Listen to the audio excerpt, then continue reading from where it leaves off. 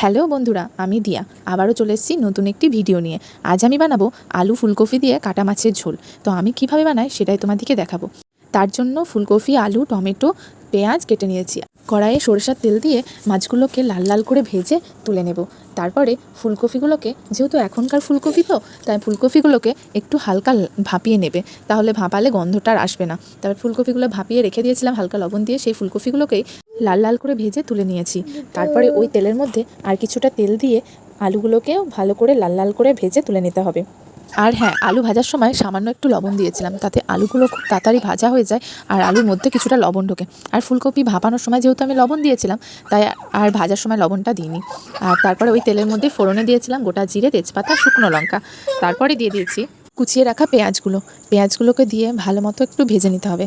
যখন হালকা লাল হয়ে আসবে সেই পর্যায়ে টমেটো কুচিগুলোকেও দিয়ে দিতে হবে। এবার টমেটোর সাথে পেঁয়াজটাকে ভালো মতো কষিয়ে নিয়ে ভালো মতো ভেজে নরম হয়ে যাবে, তখন দিয়ে দিতে হবে আগে থেকে আদা, রসুন, কাঁচা লঙ্কা বেটে রাখা মশলাটা।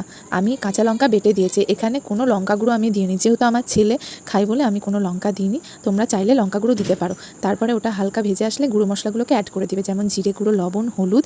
যখন লবণ, হলুদ, জিরে গুঁড়ো ভালো করে মশলার সাথে কষানো হয়ে যাবে, সেই পর্যায়ে জল দিয়ে ভালো মতো ফুটিয়ে নিতে হবে। ঝোলটা যখন ভালো মতো ফুটে আসবে, ভেজে রাখা আলু, ফুলকপি, মাছ সব দিয়ে ভালো মতো ফুটিয়ে নিতে হবে। তারপর যখন দেখবে সবজিগুলো সব সিদ্ধ হয়ে এসেছে, সেই পর্যায়ে গরম মশলা দিয়ে নামিয়ে নিবে। কেমন লাগলো ভিডিওটা অবশ্যই কমেন্টে জানিও, আর দেখতে কেমন হয়েছে সেটাও জানিও। আজকের ভিডিওটা এই পর্যন্তই।